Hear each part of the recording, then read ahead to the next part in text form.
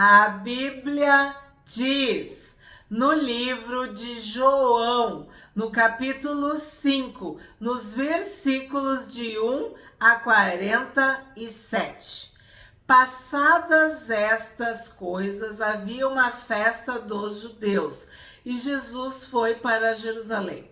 Então, eu vou destacar a festa dos judeus. Nós vimos no Pentateuco que o próprio Deus instituiu as festas e os judeus mantinham este calendário festivo. E aqui não diz qual festa, né? Uma festa dos judeus. E Jesus foi para Jerusalém. Então tu tá vendo que em João é esse ir e vir do Senhor Jesus. Vai para Galileia, vai para Judeia, volta para Galileia, vai para lá, vai para cá. No capítulo de ontem a gente viu a passagem, a permanência de Jesus em Samaria. Então assim, ó, Jesus era ativo, dinâmico, se movimentava, ia onde o povo precisava conhecê-lo, ouvi-lo, aprender de Jesus. 2. Existe ali, junto ao portão das ovelhas, um tanque chamado em hebraico Betesda, o qual tem 5 pórticos. Então aqui eu já vou parar. Betesda quer dizer casa da misericórdia. Nós vimos no capítulo 3 que Deus enviou o seu filho. Deus amou tanto o mundo que enviou o seu filho.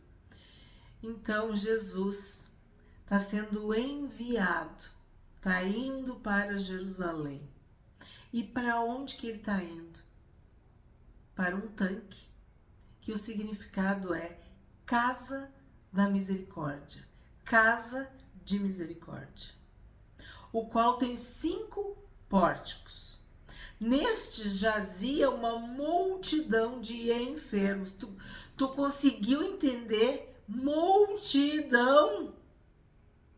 Porque Deus amou o mundo. Então aqui tinha uma multidão de enfermos, cegos, coxos, paralíticos, esperando que a água se movesse, porque um anjo descia de tempos em tempos, agitando-a.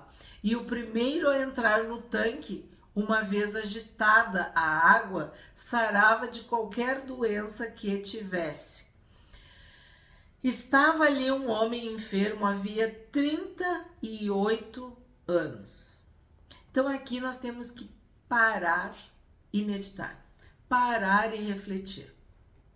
Jesus está sendo enviado, está indo para a casa da misericórdia, onde há uma multidão de sofredores, enfermos, cegos, coxos e paralíticos, esperando que a água se movesse, esperando a cura, esperando a salvação, esperando a libertação, esperando a vida, esperando a luz, esperando a verdade. Deus amou o mundo e enviou Jesus para que todo aquele que nele cresce não morresse, mas tivesse a vida eterna. Quem crê não vai ser condenado, vai ser salvo, vai ter Jesus. Estava ali um homem enfermo havia 38 anos. 38 anos é uma idade muito emblemática, muito simbólica. Por quê? Se tu pensar que o povo ficou 40 anos no deserto, e desses 40, eles ficaram perambulando 38, porque 2 fazia sentido. Foi depois de 2 anos, depois daquele relatório maligno, errado lá dos espias, é que eles começaram, né, os 38. Então a gente sempre somou 38 mais 2. Então, os murmuradores morreram no deserto, ficaram no deserto. A sepultura dos murmuradores foi o deserto. Eles morreram. Então, esses 38 anos que este homem está enfermo é uma forma de falar da nação, do povo de Israel enfermo. Porque vamos dizer que aquele tempo que eles ficaram, né, recebendo a lei, todo aquele período era um tempo plausível, vamos dizer assim. Mas depois foi castigo, foi punição, foi sofrimento. Multidão de sofredores esperando. Tu entendeu? Então o que acontece aqui? Estava ali um homem enfermo havia 38 anos.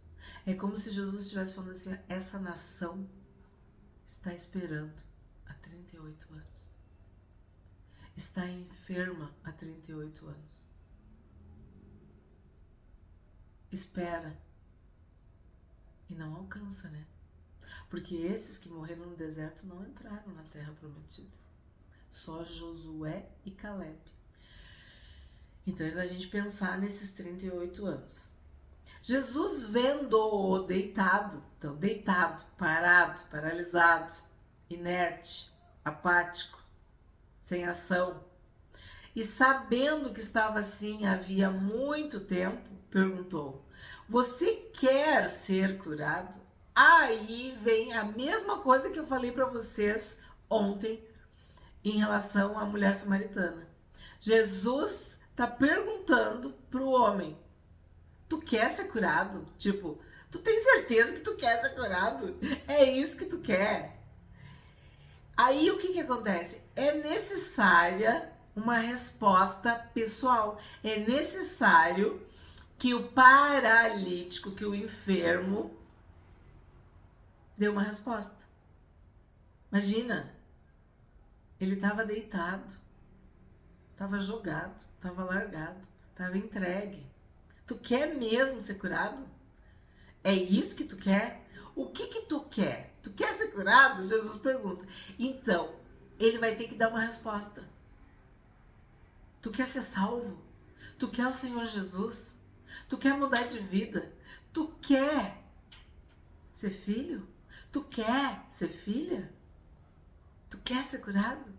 O enfermo respondeu: Senhor, não tenho ninguém que me ponha no tanque quando a água é agitada. Quando tento entrar, outro enfermo chega antes de mim. Sabe o que eu digo aqui? Blá, blá, blá. Jesus perguntou: tu quer ser curado? Tu quer ser salvo? E ele: porque isso, porque aquilo, porque o tanque, ninguém me põe no tanque, a água, quando a água é agitada, quando tento entrar, outro enfermo chega antes. Quer dizer, ele estava se queixando. Ele estava dando desculpas. Jesus foi categórico, foi objetivo. Tu quer ser curado? Então Jesus lhe disse: levante-se, pegue o seu leito e ande. Ele contou um drama, ficou conversando. Ele não disse, como a samaritana falou: eu quero essa água. Você quer ser curado? Ele disse: sim, eu quero. É o que eu mais quero. Faz 38 anos que eu tô aqui esperando essa água ser agitada ou alguém me colocar dentro da água para eu ser curado. Então a nação de Israel queria mesmo o Messias? Queria mesmo um Salvador? Queria mesmo um rei? Imediatamente o homem se viu curado e, pegando o leito, começou a andar. E aquele dia era sábado. Aí deu, né? Tu já sabe, tu é inscrito do canal Bíblia Diz, tu é inscrito do canal Bíblia Diz, tu já sabe. Quando aparece e era sábado, pode ter certeza que vai vir confusão, que vai dar rolo, vai ter problema. Por isso os judeus disseram ao que tinha sido curado: é sábado e nesse dia você não tem permissão para carregar o seu leito. Então é sábado. Para eles, o Deus deles era o sábado. Toda a lei se resumia no sábado. Ao que ele respondeu: o mesmo que me curou me disse, pegue o seu leito e ande. Então, olha só, o cara tava, né, o homem tava há 38 anos. Todo mundo conhecia ele. Mas quando ele é curado e começa a andar, isso não é algo emocionante, que glorifica a Deus, que faz todos se regozijarem, se alegrarem. Não, é o sábado. Tu não tem permissão para carregar o teu leito. Não, e Jesus falou bem claro, ó, levante-se, pegue o seu leito e ande. Maravilhoso.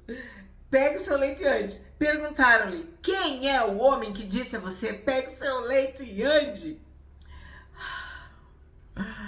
Aquele que tinha sido curado não soube responder, porque Jesus tinha se retirado por haver muita gente naquele lugar. Lembra que havia uma multidão de sofredores, uma multidão esperando. Aí Jesus cura um que devia ser famosinho ali, conhecido, né? E aí Jesus se retira.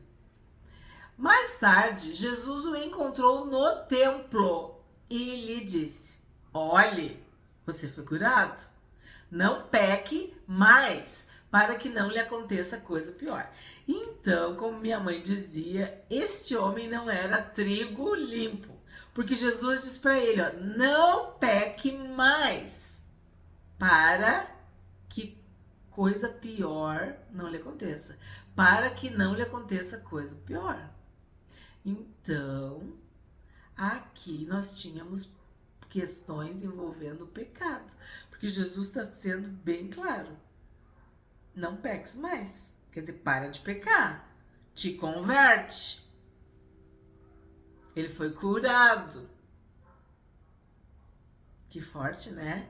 Então, pecar, todos nós pecamos. Mas viver em pecado, viver na prática do pecado, se acostumar com o pecado, ter pecados escondidos, pecados de estimação, isso não é possível mais. Tu encontrou Jesus e aí faz todo sentido. Porque Jesus pergunta, tu quer ser curado? Ele não se posiciona, ele não responde, ele fica naquela conversa. Eu fazia isso para os meus alunos, eu perguntava, eles, às vezes algumas crianças têm dificuldade de dar uma resposta. Então tu pergunta, qual é o teu nome? Aí a criança vai dizer o nome. Aí eles dizem, ah tá, eu torço pelo Grêmio. Aí a criança fica, não foi isso que a senhora falou, prof. Entendeu?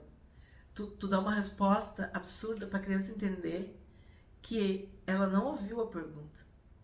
Então, tu não dá a resposta que tu quer. Tu tem que ouvir a pergunta. Tu quer ser curado? Não, porque quando eu chego não tem ninguém que me ponha no tanque quando a água é agitada, quando eu tento entrar... A pergunta era essa? A pergunta era, tu quer ser curado? Tu quer Jesus? Tu quer a salvação? Tu quer o perdão de pecados? Tu quer nascer de novo? Tu quer te arrepender? Tu quer mudar de vida? Tu quer de verdade se converter? Então, o que eu penso e entendo daqui? Que este homem, ele não era só enfermo, paralítico, deitado. Tinha outras questões aqui. Porque Jesus diz, ó, não peques mais. Olhe, você foi curado. Tipo, eu te dei uma chance. Mas não peques mais, para que não lhe aconteça coisa pior. Tem pecados que são escondidos. Aí tu pensa que ninguém sabe. Porque ninguém tá vendo. Não tem câmera. É escondido. Mas Deus não precisa de câmeras. Deus sonda as nossas mentes e os nossos corações. Ele sabe quem nós somos. Então aqui aconteceu exatamente isso. Jesus diz para ele, não peques mais. Tipo, para de pecar. Para de aprontar. Para que não te aconteça coisa pior. 15. O homem se retirou e disse aos judeus que tinha sido Jesus quem o havia curado. Então o que acontece? Agora ele conheceu Jesus. Tu concorda? Tu tá acompanhando, tá entendendo? Ele não sabia quem tinha feito a obra. Então, eu aceito Jesus, eu recebo Jesus, eu me torno filho e não sei quem é Jesus. Quem é o homem que disse a você, pegue o seu leito e ande? Aquele que tinha sido curado não soube responder. Eu sou salvo? Eu tenho a salvação? Eu encontrei Jesus? Olha a diferença da mulher samaritana. A mulher samaritana largou o cântaro e foi pregar, foi testemunhar, foi contar pro povo, pra cidade, pro mundo, né, ali na volta, que era Jesus, que ele era o Messias. E isso fez com que muitos samaritanos crescem. E Jesus ficou ali 2 dias. Então olha a diferença de quem se salva, de quem se converte, de quem muda de vida, de quem tem uma transformação, de quem tem um encontro verdadeiro com o Senhor Jesus. 15 de novo. O homem se retirou e disse aos judeus e eu li errado a segunda vez. O homem se retirou e disse aos judeus que tinha sido Jesus quem o havia curado. Então agora ele sabe quem o curou. E por isso os judeus perseguiam Jesus porque fazia essas coisas no sábado. Então, curar não é importante. A questão é o sábado. Perseguiam Jesus por causa do sábado. Jesus é o Senhor do sábado. O nosso descanso não é um dia, não é uma regra, uma doutrina, não, é uma pessoa, é o Senhor Jesus. Vinde a mim todos vós que estáis cansados e sobrecarregados e eu vos aliviarei. Jesus é o nosso alívio, é o nosso descanso, é o nosso repouso, é a nossa paz, é a nossa cura, é o nosso bálsamo. Ele é o Salvador. Então, eles estavam perseguindo Jesus por causa do sábado. Mas Jesus lhes disse, meu pai trabalha até agora e eu trabalho também. Então essa história do sábado não está funcionando porque o meu pai trabalha até agora e eu trabalho também. Eu vim ao mundo para salvar. Eu vim ao mundo para curar. Eu vim ao mundo para libertar. Eu vim fazer o bem. E Jesus fazia o bem esplendidamente bem, maravilhosamente bem. Ele se compadecia. E aí tu entende a casa da misericórdia. Jesus tinha misericórdia. Ele era movido por misericórdia, por compaixão, por amor. Totalmente diferente desses judeus, desses sacerdotes, fariseus, das autoridades que eram movidas por interesses outros, por interesses escusos, por causa da lei. Eles não estavam preocupados com os seres humanos, nem com as dores, com os sofrimentos. Eles estavam preocupados com o sábado, com a regra, com a lei, não com a pessoa. Não com aquele que foi feito em imagem e semelhança de Deus. E aí Jesus responde dessa forma maravilhosa. Meu pai trabalha até agora e eu trabalho também. E eles ficaram, imagina, furiosos. Por isso os judeus cada vez mais queriam matá-lo, porque além de desrespeitar o sábado, também dizia que Deus era o seu próprio pai, fazendo-se igual a Deus. Então tu percebe que João mais uma vez dá uma ênfase. Jesus é Deus. Jesus é como Deus. Jesus é igual a Deus. Jesus é filho de Deus. E eles estavam querendo matar Jesus porque ele desrespeitava o sábado. 19.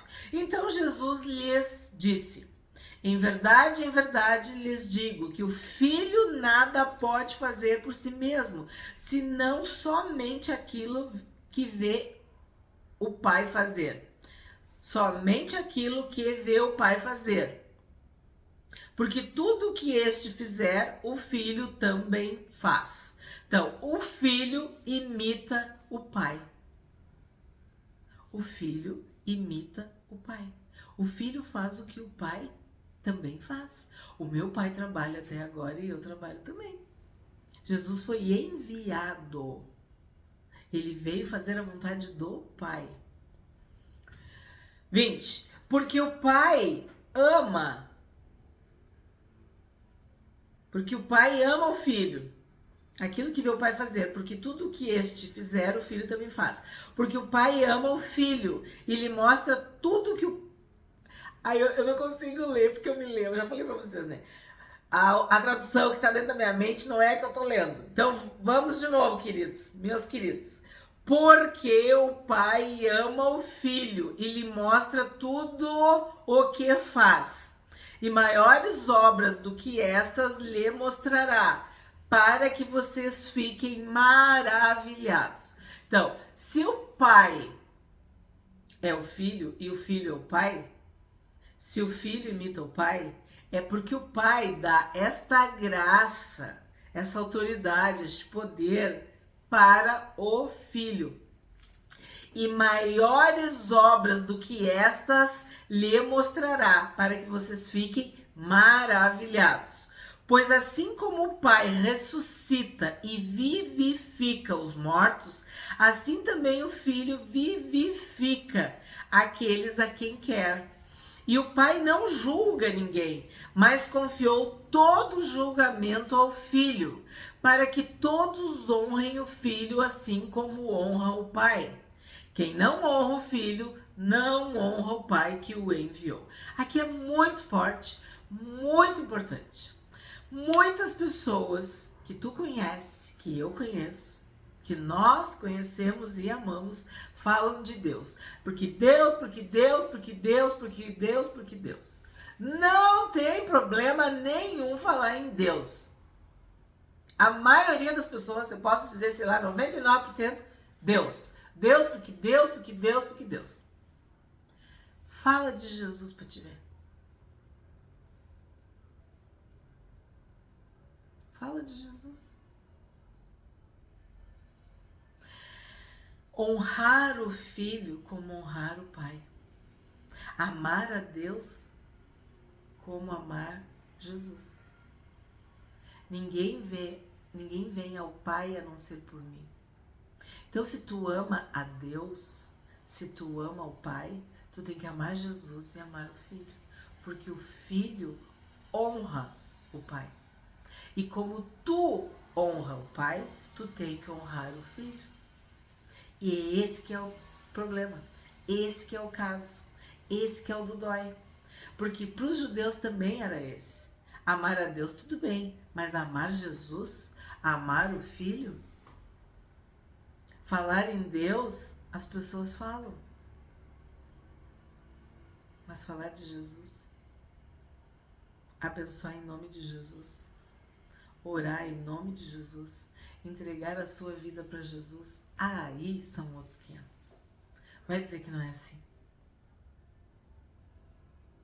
Só que foi o Pai que enviou o Filho. Foi Deus que enviou Jesus. E é esse ponto que João está enfatizando no Evangelho todo. E é por isso que eu falei que é o Evangelho mais evangelístico. É o Evangelho mais espiritual, que aponta para Jesus como Salvador, como Filho de Deus, como o próprio Deus, como o Messias prometido, como o amor materializado, encarnado, manifesto, presente, que é Jesus. 24. Em verdade lhes digo, quem ouve a minha palavra e crê naquele que me enviou tem a vida eterna. Não entra em juízo, mas passou da morte para a vida. Então o que acontece? Tu quer te salvar, tu quer ter a vida eterna, tu tem que ter o Filho. Tu tem que receber Jesus. Aí tu vai passar da morte para a vida, porque Jesus é o caminho, a verdade e a vida. Em verdade lhes digo que vem a hora, e já chegou, em que os mortos ouvirão a voz do Filho de Deus, e os que a ouvirem viverão. Porque assim como o Pai tem vida em si mesmo, também concedeu ao Filho ter vida em si mesmo. E lhe deu autoridade para julgar, porque é o Filho do homem. Não fiquem maravilhados com isso, porque vem a hora em que todos os que se acham nos túmulos ouvirão a voz dele e sairão. Os que tiverem feito bem para a ressurreição da vida, e os que tiverem praticado o mal para a ressurreição do juízo. Então, a autoridade de Jesus vem de Deus. A autoridade do Filho vem do Pai. Foi dada toda a autoridade para Jesus. Ele é que pode salvar. Ele, somente Ele. Por isso que a gente diz, Ele é o nosso único e suficiente Salvador. Ele tem toda a autoridade na terra, embaixo da terra, no céu. Não tem um nome mais poderoso do que o nome de Jesus. Anjos, homens, todos vão ter que se curvar. Todo joelho se dobrará e toda língua confessará que Jesus Cristo é o Senhor, para a glória de Deus Pai. 30. Eu nada posso fazer por mim mesmo, assim como ouço, julgo. O meu juízo é justo, porque não procuro a minha própria vontade, sim a daquele que me enviou. Se eu dou testemunho a respeito de mim mesmo, meu testemunho não é verdadeiro. Outro é o que dá testemunho a respeito de mim, e sei que o testemunho que ele dá a respeito de mim é verdadeiro. Vocês mandaram mensageiros a João e ele deu testemunho da verdade. Eu, porém, não recebo testemunho humano, mas digo estas coisas para que vocês sejam salvos. Então, o que acontece? O testemunho verdadeiro, ele é o testemunho que cada um de nós professa quando encontra o Senhor Jesus. É esse o poder do Evangelho. Eu me salvei. Eu me converti, eu me arrependi dos meus pecados, eu fui salva, eu creio em Jesus. Então eu falo do que eu vivi, o meu testemunho é verdadeiro. Cada um que testemunha de Jesus testemunha da verdade, do que viveu, do que encontrou, da salvação. 35. João era a lâmpada que estava acesa e iluminava, e por algum tempo vocês quiseram se alegrar com a sua luz. Mas eu tenho maior testemunho que o de João, porque as obras que o Pai me confiou para que eu as realizasse, essas que eu faço, testemunham a meu respeito de que o Pai me enviou. O Pai que me enviou, esse mesmo é que tem dado testemunho de mim. Vocês nunca ouviram a voz dele, nem viram a sua forma. Também não tem a palavra dele permanente em vocês, porque não creem naquele a quem ele enviou. Vocês examinam as Escrituras porque julgam ter nelas a vida eterna, e são elas mesmas que testificam de mim. Então, se tu quer conhecer Jesus, leia a Bíblia. Leia o Evangelho de João. As Escrituras testificam de Jesus. Por isso que a gente lê e estuda o que a Bíblia diz. Porque tu vai conhecer o Senhor Jesus na Bíblia. 40. Contudo, vocês não querem vir a mim para ter vida. Eu não aceito glória que vem de pessoas, sei, entretanto, que vocês não têm o amor de Deus em vocês. Eu vim em nome de meu Pai, vocês não me recebem. Se outro vier em seu próprio nome, vocês certamente o receberão. Como podem crer vocês que aceitam glória uns dos outros e não procuram a glória que vem do Deus único?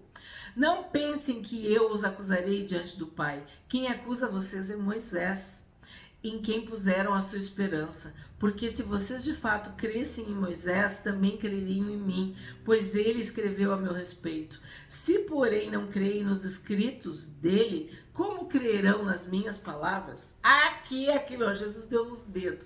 Porque se eles são de Deus, são de Moisés, são da lei, eles tinham que ver em Cristo o Messias, o cumprimento da lei, o cumprimento das Escrituras de Moisés em Cristo, em Jesus. Então, Jesus fala assim, ó, quem acusa vocês é a própria lei, é o próprio Moisés. Vocês estão negando a lei. negando Moisés. E nós estudamos, porque as profecias se cumprem em Jesus. E ele diz, Moisés escreveu a meu respeito. Quem crer e ter fé, quem tem fé em mim, crê nas escrituras. Portanto, em Moisés e na lei, porque Moisés, a lei e as escrituras revelam Cristo.